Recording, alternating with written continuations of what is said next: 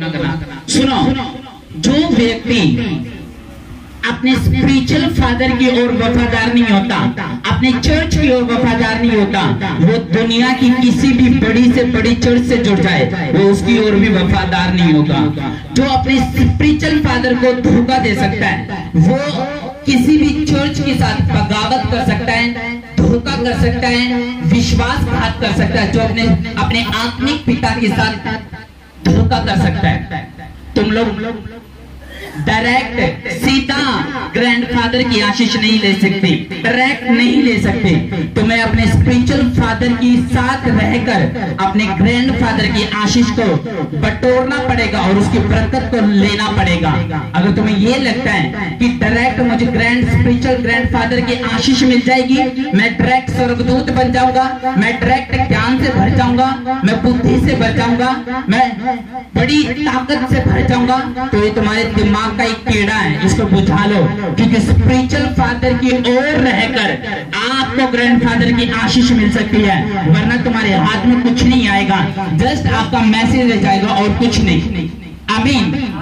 जो अपनी चर्च की ओर वफादार नहीं है, जिसमें उसने बपतिस्मा लिया, धार्मिकता को देखा, विश्वास को बढ़ाया, वचन को सुना, पाप से तौबा करी और वहां पर उसने परमेश्वर के नजदीक गया, जो वो उस चर्च की ओर वफादार नहीं है, वो दुनिया में किसी भी प्रोफिट के पास चले जाए, वो दुनिया में किसी भी बिशप और पोप के पास चले जाए, वो उसी को भी धोखा दे सकता है जो अपने स्पिरिचुअल फादर को धोखा दे सकता है। तुम जितने मर्जी ज्ञानवान हो, मेंटालिटी तुम्हारी भरी हुई है, अगर तुम अपने स्पिरिचुअल फादर का चर्च का साथ नहीं दे सके, तुम दुनिया में किसी का सगे नहीं हो। तुम दुनिया में विश्वासघाती नाम से आप मशहूर हो सकते हो। अगर आप अपने चर्च की ओर वफादार नहीं हो, तो आपने एक बात याद रखनी है, मुझे अपनी चर्च की ओर वफादार रहना है, मुझे अपने आत्मिक पिता की ओर वफादार रहना है। जो बंदा 10 जगह घूमता है, वो कभी ब्लेस नहीं हो सकता। आप जानते हो, जो बंदा 10 लोगों को सुनता है, नशे करने वाले को भी, व्यभिचारियों को भी, उसका नेचर उसको फॉलो करता है। जो सेम आप 10 एक बार एक व्यक्ति के लिए एक पास्टर ले हैंड कर रहा था, उस बंदे ने कहा मेरे लिए ले हैंड मत कर। उसने कहा क्यों? उसने कहा मेरे स्पिरिचुअल फादर या मेरे ग्रैंडफादर जो ग्रेस चलती आ रही है, उनसे ही मैं ले हैंड करा सकता हूँ, मैं तुझसे नहीं। उसने पता क्या कहा? नहीं, तू मुझसे प्रार्थना कराएगा। और जबरदस्ती उसने उसके ऊपर हाथ रख दिया। अगले दिन पास्टर के फेफड़ों में कैंसर हो गया। आप जानते हो ये कैसे हुआ? उसने मना करा, तभी भी वो नहीं माना। जो सेम अनॉइंटिंग चली आती है, उसकी कदर करो, रिस्पेक्ट करो, इज्जत करो उसकी, वरना तुम दुनिया में किसी भी अनॉइंटिंग को ढूंढ लो, किसी भी लाखों मिल सकते हैं, लेकिन ग्रेस जो आपकी टेस्टिमनी को पैदा करती है, वो लाखों में से एक होगी, हजारों में से एक होगी, न जाने कितने लोगों में से एक होगी। तो उस अनॉइंटिंग को आपने पहचानना है। हाँ, ले जो भी आ गया हाथ रख दे, जो भी आ गया हाथ रख दे। फिर दिमाग कंफ्यूज, घर कंफ्यूज, परिवार कंफ्यूज, मैरिज कंफ्यूज, रिश्ते कंफ्यूज, पता ही नहीं फिर क्या करना है। क्यों? क्योंकि आप अपने स्पिरिचुअल फादर की ओर वफादार नहीं है। आप दुनिया में किसी भी बिशप पोप की ओर वफादार नहीं होंगे। जाओ कहीं भी चले जाओ, क्योंकि आपको अपने ग्रैंडफादर की आशीष स्पिरिचुअल फादर के अधीनता में रहकर लेनी पड़ती है। मेरे जितनी भी लड़कियां इस चर्च की है और लड़के इस चर्च के हैं, वो ग्रैंडफादर का भी आदर करते हैं और स्पिरिचुअल फादर का भी आदर करते हैं। और देखो, ये दूसरों से ज्यादा आज आशीषित है यीशु मसीह के नाम में। आमीन। आज आपको समझ में आया?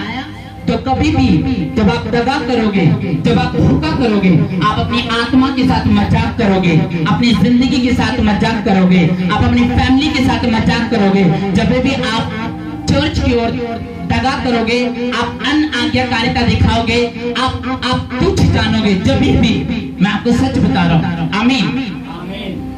मेरा टॉपिक ये नहीं था, मेरा टॉपिक आज व्हाइट वस्त्र पे है। मैं चाहता हूँ कि हम जाए, लेकिन जस्ट ये छोटा सा मैसेज था ताकि आप जान लो। नशे करने वाला व्यक्ति ले हैंड करेगा तो सेम नेचर उसको फॉलो करेगा।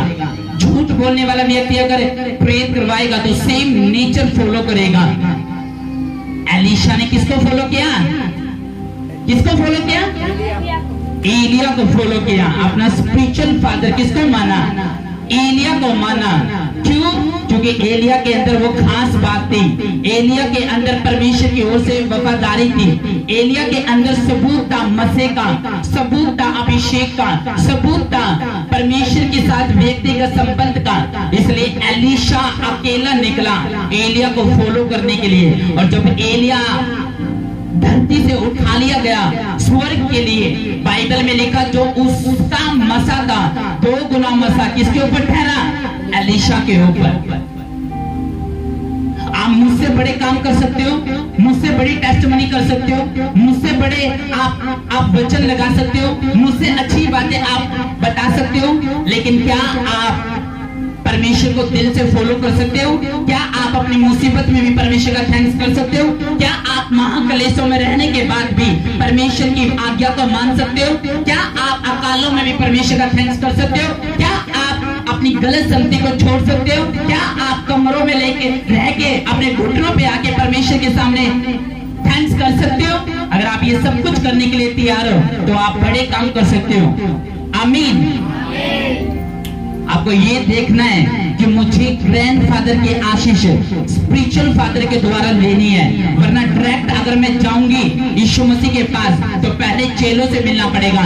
अगर चेले इजाजत देंगे, पतरस इजाजत देगा, यूहन्ना इजाजत देगा, तब जाके आप यीशु मसीह के पास जाओगे। डायरेक्ट आपको आशीष कहीं से नहीं मिलेगी। आमीन।